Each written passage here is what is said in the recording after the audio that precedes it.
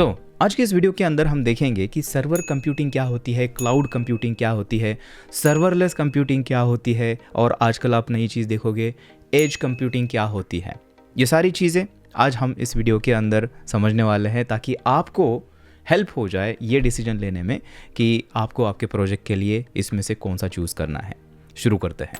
अभी हम डायग्राम के ऊपर जाके देखेंगे सारी चीज़ें डिटेल में कि ये नॉर्मल सर्वर्स क्या होते हैं, क्लाउड कंप्यूटिंग क्या है, सर्वरलेस क्या होता है, ये सारी चीज़ें अभी हम देखने वाले हैं।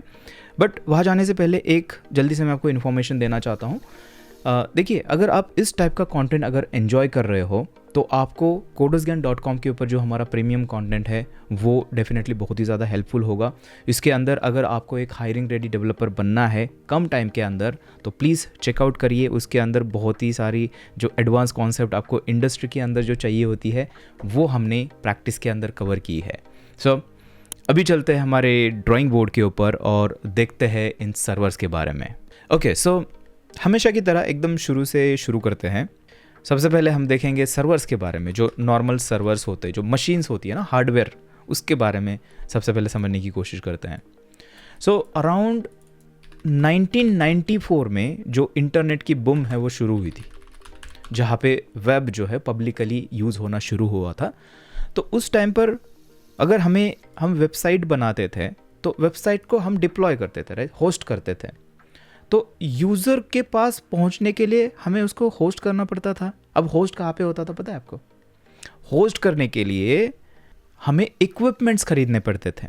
तो लेट्स से कि ऐसे सर्वर हमने खरीद लिया, ठीक है, ये मशीन खरीद ली, इसके अंदर आपके डिस्क्स हो सकती है, आपकी रैम हो सकती है, या फिर अदर जो हार्डवेयर कंपोनेंट होते हैं वो हो सकते हैं। एंड फिर इसको आप रखते थे आपके घर के अंदर या फिर आपके बेसमेंट के अंदर, ये जो सर्वर है उसको रखते थे। एंड फिर जब ये रिक्वेस्ट आती थी आपकी जो वेबसाइट है वो इस सर्वर के ऊपर आप डिप्लॉय करते थे एंड रिक्वेस्ट आती थी तो यहाँ से आप सर्व करते थे आपके घर से, राइट। इस तरह से चीज़ें हुआ करती थी शुरू में। उस टाइम पर ऐसे कोई AWS जैसा वर्चुअल मशीन EC2 वगैरह कुछ चीज़ें नहीं हुआ करती थी।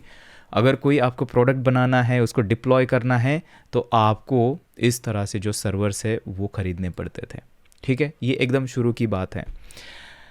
अब आप पूछोगे कि इसमें प्रॉब्लम क्या है। प्रॉब्लम तो बहुत सारे आपको दिखना शुरू हो चुके होंगे। तो हम एक काम करते हैं, इसकी लिस्ट बनाते हैं।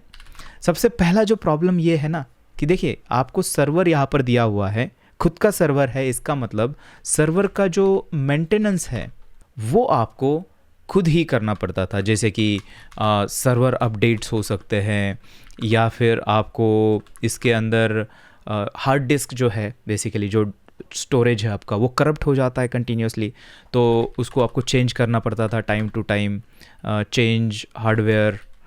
इसके साथ में आपको सर्वर को रिस्टार्ट करना पड़ता था अगर क्रैश हो जाता है।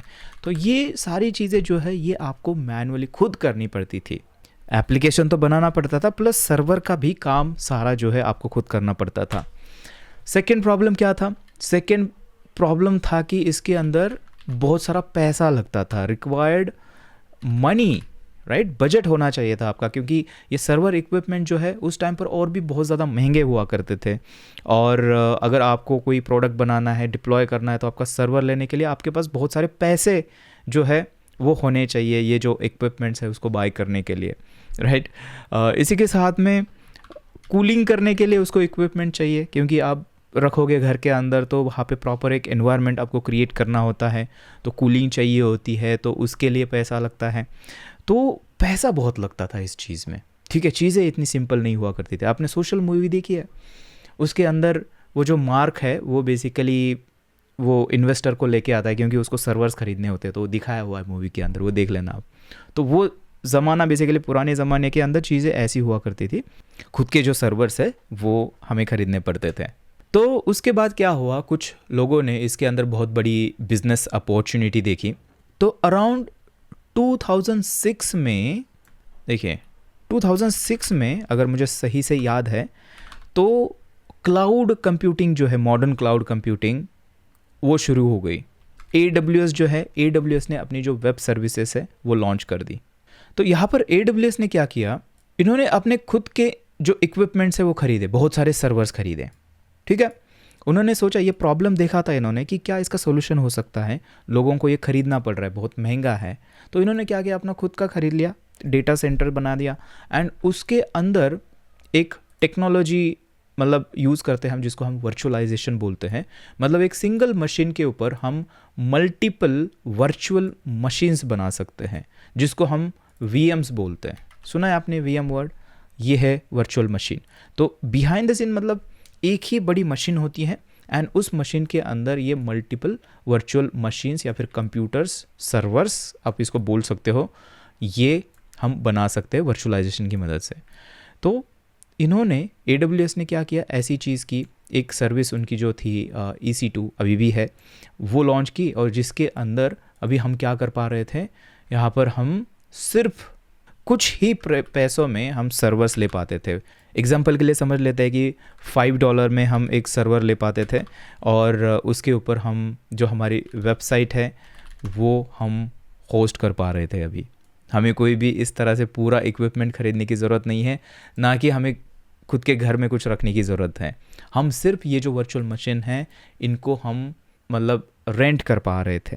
तो ये जो था ना, ये एक बहुत ही बड़ा चेंज था।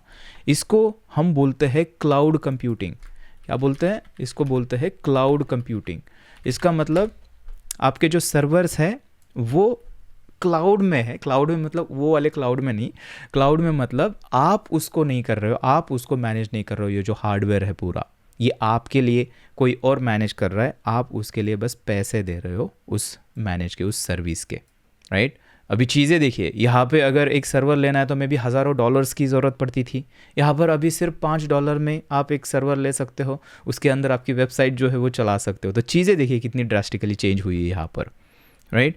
सो इसके अंदर AWS और फिर और कंपनीज़ जो है अपनी सर्विसेज प्रोवाइड करना शुरू कर दिया। तो ये क्लाउड बहुत ही ज़्यादा फेमस हो गया। सो उसके बाद फिर जो दूसरी कंपनीज़ है, गूगल वगैरह है, सब ने अपने जो सर्विसेज है वो प्रोवाइड करना शुरू कर दी, और ये चीज़ें आज तक चली आ रही है। आज भी हम क्लाउड कंप्यूटिंग जो है वो यूज़ करते हैं।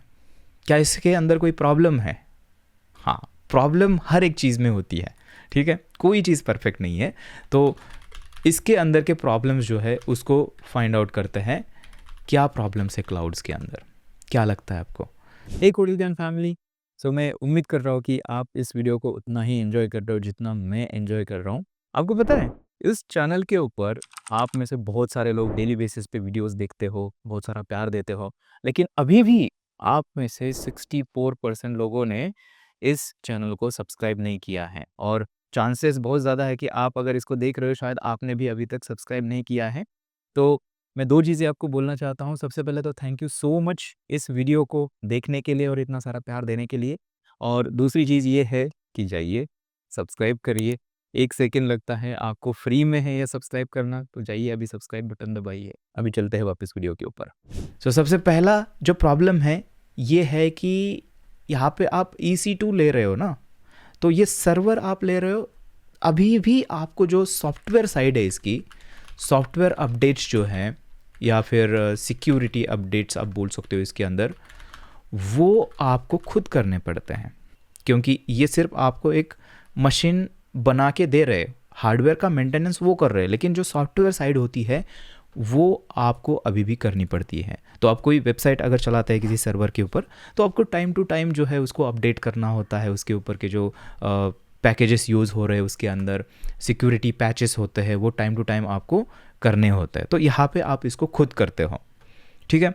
फॉर एग्जांपल अगर Node.js को हमने एप्लीकेशन हमारा चल रहा है यहाँ पर, तो आपको टाइम टू टाइम Node.js को अपडेट करना होता है।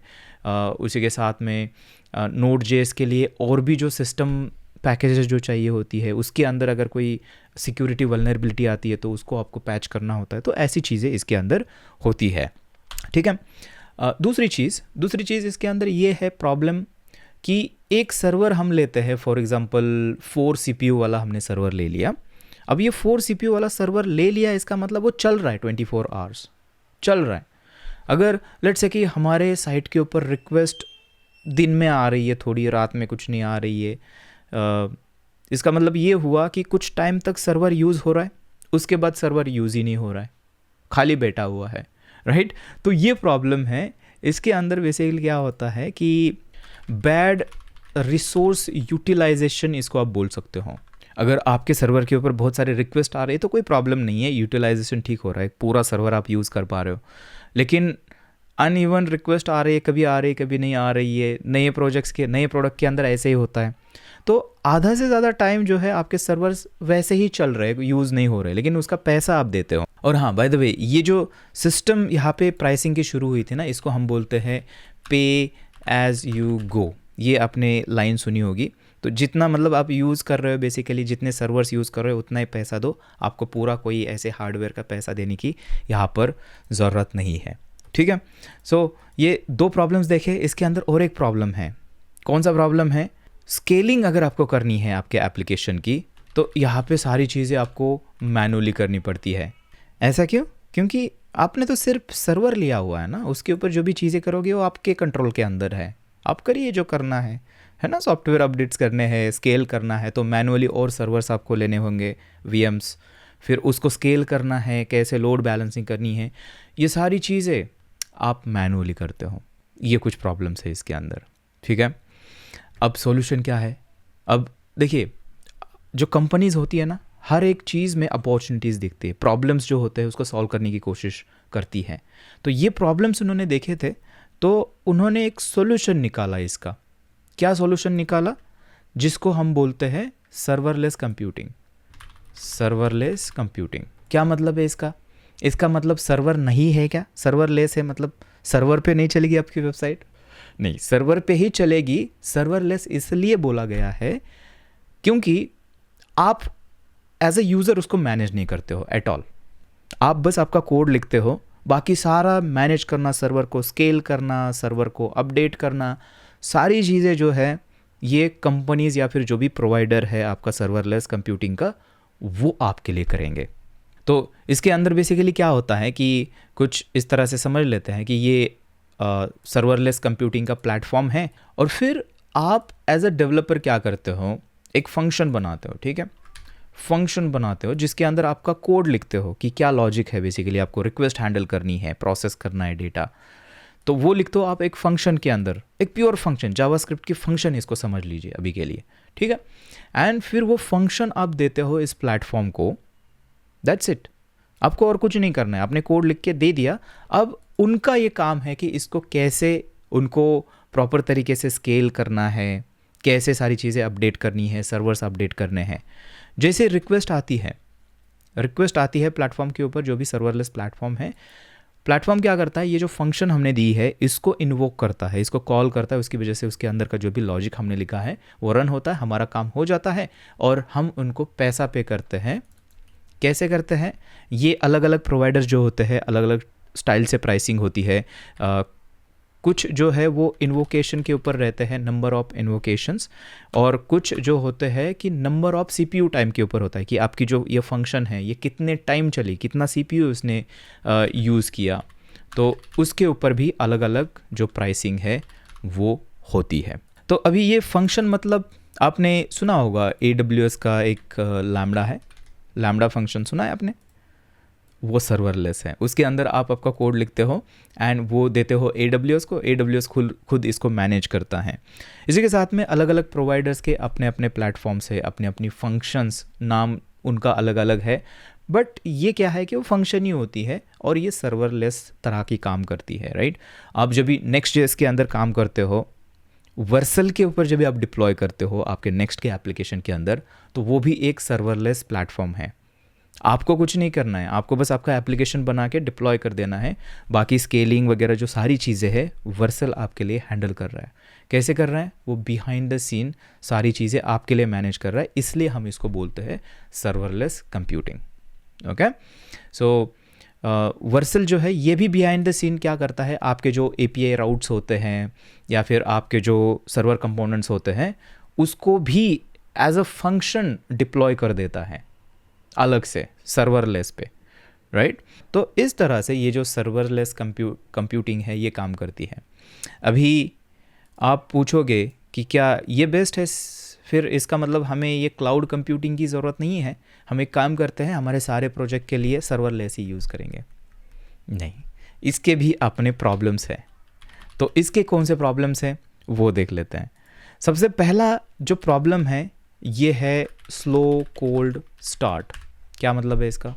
इसका मतलब ये है कि जैसे रिक्वेस्ट आती है ना, तभी इस फंक्शन को इन्वोक लोड करके इन्वोक किया जाता है। इसका मतलब वो जो इन्वोकेशन है, लोड करना, इन्वोक करना, इसमें टाइम लगता है थोड़ा, उसकी वजह से थोड़ी सी लेटेंसी आ सकती है आपके एप्लीकेशन के अंदर। इसको हम बोलते हैं स्लो कोल्ड स्टार्ट। बट हाँ, जो क्लाउड प्रोवाइडर्स है उन्होंने अभी थोड़ा सा इसके ऊपर ऑप्टिमाइजेशन किया है कि इसके अंदर एक वार्म वाली भी कॉन्सेप्ट है कि जो फंक्शन आप इन्वोक करते हो यहाँ पे, उसको बेसिकली डिस्ट्रॉय नहीं किया जाता है, कुछ टाइम के लिए उसको अलाइव रखा जाता है, लोडेड रखा जाता है, ताकि अगर नेक्स्ट रिक्वेस्ट आती है तो वो वहाँ पर हैंडल हो जाए तुरंत, राइट। बट प्रॉब्लम तो है, स्लो कोल्ड स्टार्ट का प्रॉब्लम है, क्योंकि वो लोड तो हमेशा नहीं रखेंगे, राइट। थोड़े टाइम के बाद जैसे रिक्वेस्ट आनी बंद हो जाती है तो थोड़े टाइम के बाद ऑटोमेटिकली वो जो फंक्शन है अनलोड हो जाएगी, एंड फिर से जब भी नई रिक्वेस्ट आएगी तो फिर से इसको कोल्ड तरीके से ये स्टार्ट किया जाएगा इसको, तो उसके अंदर जो लेटेंसी है वो आपको दिखेगी। दूसरा जो प्रॉब्लम है ये है प्रोसेसिंग लिमिट, ठीक है, और ख़ास करके टाइमिंग। क्या मतलब है इसका?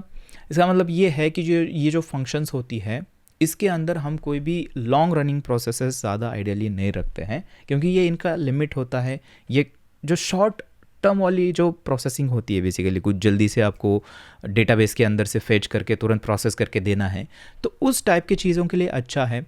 लॉन्ग जो प्रोसेसिंग होती है, जैसे कि आपको वीडियो प्रोसेस करना है तो उसके लिए टाइम लगता है, 1 मिनट 2 मिनट ऐसे लग सकता है, या फिर कोई और प्रोसेसिंग करनी है हमें जहाँ पे और भी ज़्यादा टाइम लगता है, तो उस केस में ये जो फंक्शंस हैं वो आइडियल नहीं है, तो उस टाइम पर हम इसको नहीं यूज़ करते हैं, ठीक है। सो ये कुछ प्रॉब्लम्स है इसके अंदर। इसके अलावा और भी प्रॉब्लम्स है, जैसे कि थोड़ी सी हायर लेटेंसी हो सकती है, बट ये थोड़ा सा सब्जेक्टिव है, क्योंकि वो तो क्लाउड के अंदर भी हो सकती है। क्यों हो सकती है? क्योंकि हो सकता है कि आपका यूज़र यहाँ पर है इंडिया के अंदर और आपकी जो फंक्शन डिप्लॉय हुई है वो है यूएसए के अंदर, तो ये डिस्टेंस बहुत ज़्यादा है, तो उसकी वजह से लेटेंसी आ सकती है। लेकिन ये उतना इसके अंदर वैलिड नहीं है ये वाला रीज़न, क्योंकि ये चीज़ इसके अंदर भी हो सकती है। आपका सर्वर यूएसए के अंदर हो सकता है, आप इंडिया के अंदर हो, तो डिस्टेंस उतना है, तो इसके अंदर भी लेटेंसी वो आ जाएगी, तो इसको नहीं करते हैं। ये दो जो रीज़न्स है ये प्रॉब्लम है, ठीक है। अभी यहाँ पे एक चीज़ आपको याद रखनी है कि this is not replacement, okay, to cloud.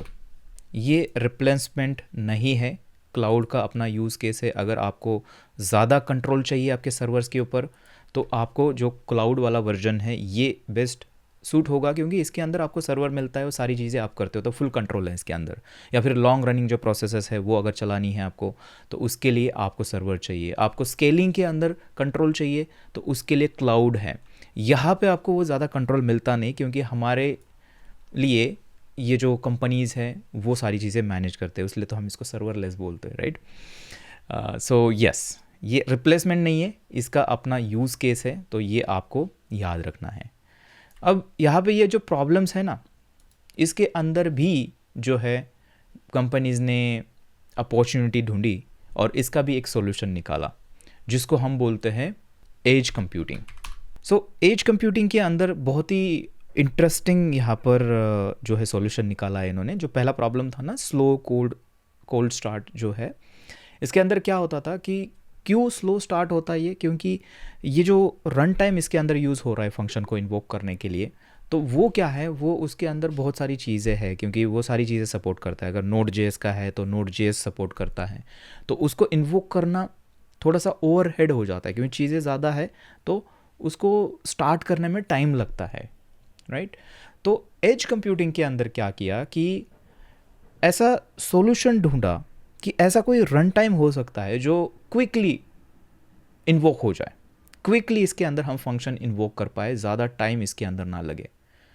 और वो पॉसिबल हुआ एक चीज़ की वजह से। आपको पता है, हम क्रोम जब भी यूज़ करते हैं तो उसके अंदर हम V8 नाम का इंजन यूज़ करते हैं, राइट। सो लेट्स से कि ये हमारा V8 इंजन है। अब ये V8 इंजन के अंदर ना एक चीज़ होती है जिसको हम बोलते हैं आइसोलेट, ठीक है। आइसोलेट मतलब और कुछ नहीं है, एक तरह से आप समझ लीजिए कि ये एक आइसोलेटेड कंटेनर होता है, सैंड बॉक्स जैसा होता है, जिसके अंदर ये जो फंक्शन है ना, जिस फंक्शन की हम बात कर रहे हैं, उसको हम उसके अंदर रन कर सकते हैं आइसोलेशन के अंदर। मतलब इसके अंदर मल्टीपल आइसोलेट्स इस तरह से हो सकते हैं, तो इसके अंदर फंक्शन रन हो सकती है, इसके अंदर फंक्शन रन हो सकती है, जो एक दूसरे को डिस्टर्ब नहीं करेगी। और सबसे बेस्ट पार्ट ये है कि ये जो आइसोलेट्स होते हैं ये बहुत ही लाइट वेट होते हैं और बहुत ही फास्ट तरीके से ये इन्वोक हो जाते हैं। तो ये क्या है कि स्मॉलर इन साइज़ है एंड फास्टर इन इन्वोकेशन। तो इसके अंदर क्या रन होता है, ये V8 है, इसका मतलब V8 के अंदर क्या क्या रन होता है हमारे केस में, जावास्क्रिप्ट, टाइपस्क्रिप्ट एंड और एक चीज़ रन होती है जिसको हम वाज़म बोलते हैं, या फिर वेब असेंबली जो है, ये असेंबली जैसी एक लैंग्वेज होती है, लेकिन ये ब्राउज़र के अंदर चलती है, लो लेवल पे चलती है। ठीक है, तो ये तीनों जो चीज़ें हैं ये इस आइसोलेट के अंदर रन हो पाते हैं, और इसकी वजह से एज कंप्यूटिंग जो है ये पॉसिबल हो पाई है। और फिर यहाँ पे क्या होता है कि यूज़र जो है, हम मतलब डेवलपर्स यहाँ पे फंक्शन बनाते हैं, एंड ये जो फंक्शन है प्लेटफॉर्म हमारे लिए इन आइसोलेट्स के अंदर इसको रन करता है।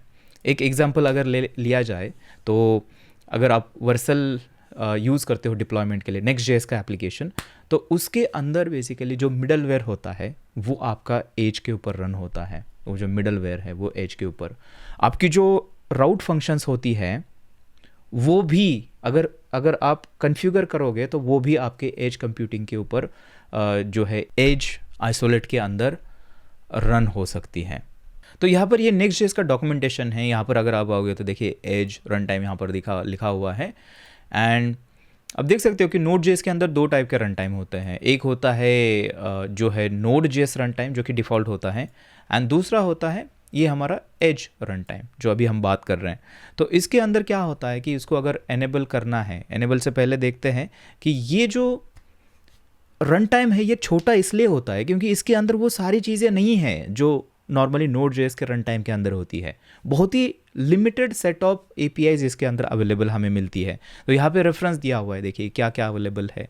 तो जो वेब एपीआईज होती है, आपकी रिक्वेस्ट हो गई, फेच हो गया, हेडर्स हो गए, रिस्पॉन्स हो गया, वेब सॉकेट हो गया, ये सारी चीज़ें उसके अंदर अवेलेबल होगी, ये सारी चीज़ें चलेगी। लेकिन नोड जेएस की में भी एफएस मॉड्यूल है वो नहीं चलेगा, क्योंकि नोड जेएस की चीज़ें, एफएस मॉड्यूल जो है ये वेब एपीआईज नहीं है, ये नोड जेएस वाली चीज़ें हैं। नोड जेएस वालों ने इसको एडिशनली क्रिएट किया हुआ है, तो वो चीज़ें एज एनवायरनमेंट के अंदर नहीं चलेगी। हालांकि इन्होंने बोला हुआ है कि ये इसके ऊपर काम कर रहे हैं कि ज़्यादा से ज़्यादा नोड वाली जो चीज़ें हैं वो भी एज के अंदर चले, उसके ऊपर इनके जो है कोशिश जारी है। तो देखना होगा हमें फ्यूचर में कैसी चीज़ें इसके अंदर होती हैं। सो नेक्स्ट जेएस के अंदर अगर आपको एज को एनेबल करना है तो आप क्या करते हो, जिस भी राउट के लिए आपको उसको एनेबल करना है, आप यहाँ से एक वेरिएबल एक्सपोर्ट करते हो रन टाइम नाम से। नोड जेएस ये डिफ़ॉल्ट है, अगर आपको एज को एनेबल करना है तो इस तरह से आप एज जो है यहाँ पे लिखते हो। तो उससे क्या हो जाएगा, आपका जो ये वाला राउट है, फॉर एग्जांपल पेज TSX, उसके अंदर जो राउट है ये आपका एज अ फंक्शन एज जो आपका रन टाइम होगा उसके अंदर ये रन होगा। ठीक है, बाय डिफ़ॉल्ट नहीं होगा, ये हमें एनेबल करना होता है। या फिर क्लाउड फ्लेयर वर्कर्स के बारे में आपने सुना होगा, तो वो भी जो है ये आपके एज कंप्यूटिंग है, वो भी आपके एज नेटवर्क के अंदर, एज रन टाइम्स के अंदर इसको एग्जीक्यूट करता है। अब यहाँ पर अगर आप देखोगे और एक चीज़ दिखेगी आपको, प्रीफर्ड रीजन यहाँ पर दिया हुआ है कि पहला तो ऑटो होता है, ये खुद डिसाइड करेंगे उनके ग्लोबल नेटवर्क के अंदर कहाँ पे रन करना है। बट आप मेंशन भी कर सकते हो कि मुझे यूएसए के अंदर चाहिए या फिर मुझे इंडिया के अंदर चाहिए। इस तरह से जो भी इनके अवेलेबल रीजन्स है वो आप मेंशन कर सकते हो। अब वो क्यों चाहिए उसको समझ लेते हैं सबसे पहले। तो ये जो एज कंप्यूटिंग वाले जो प्रोवाइडर्स होते हैं ना, जैसे कि वर्सल या फिर क्लाउड फ्लेयर, इनके दुनिया के अंदर बहुत सारे POPs है। POPs मतलब होता है points of presence. So POP के अंदर क्या होता है बेसिकली, ये जो हम आइसोलेट जो है V8 का, उसको हम एग्जीक्यूट करने की जो बात हो रही है ना, वो POP के अंदर होता है। तो इन्होंने क्या किया हुआ है कि दुनिया के अंदर मल्टीपल सिटीज़ के अंदर आपने छोटे छोटे सर्वर्स जो है वो लगा रखे हैं, और उसके अंदर ये जो फंक्शन है उसको एग्जीक्यूट किया जाता है। क्यों ऐसे किया जाता है? क्योंकि लेट्स से कि ये यूज़र है, ठीक है, ये यूज़र है और जो फंक्शन हम एग्जीक्यूट कर रहे हैं, तो ये हमारी फंक्शन है, ये यहाँ पर है एंड ये फंक्शन में भी बिहाइंड द सीन डेटाबेस को कॉल कर रही है, तो यहाँ पे डीबी लिख देते हैं, ठीक है, इस तरह से करते हैं, इस तरह का हमारा सेटअप है।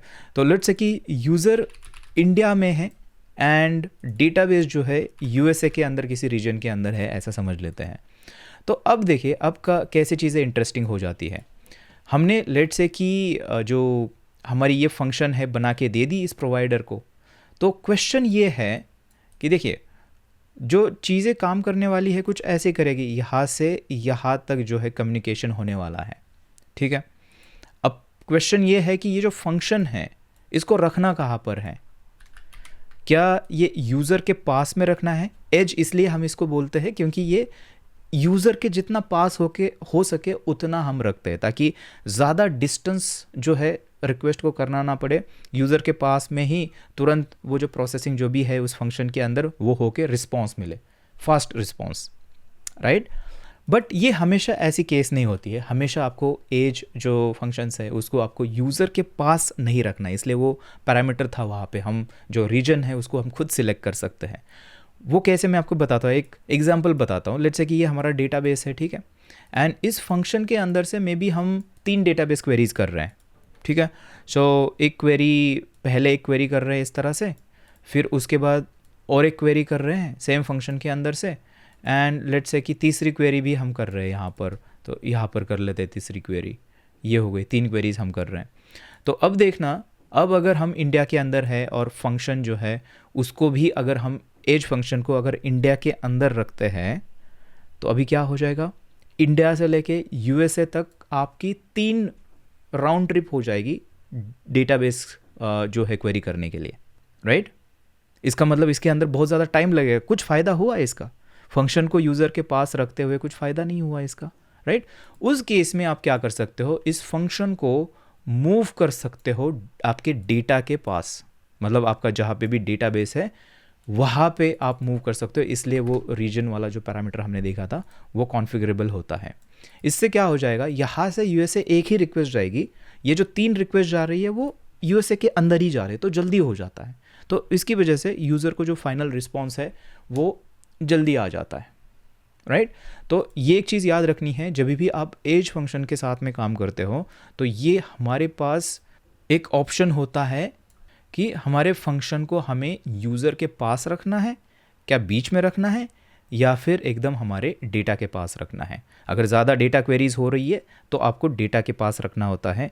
अगर कुछ ऐसी छोटी मोटी लाइट वेट अगर कंप्यूटेशन हो रही है, मे बी राउटिंग हम कर रहे हैं उसकी मदद से, मे बी हम रीडायरेक्ट कर रहे हैं, या फिर थोड़े सी लाइट वेट प्रोसेसिंग अगर हम कर रहे हैं, तो फंक्शन को आपको यूज़र के पास ही रखना चाहिए। मे बी ये जो पीओपी जो है ना, ये आपके घर के बाजू में हो सकती है ये एक्चुअली क्या करते हैं ना, आपको सीडीएन पता है, सीडीएन कंटेंट डिलीवरी नेटवर्क्स, तो उनके साथ में ही इन्होंने कॉन्ट्रैक्ट किया हुआ है और उनके जो प्रीमाइसेस है उनके अंदर ही आपने जो एज नेटवर्क्स है उसको सेटअप किया हुआ है।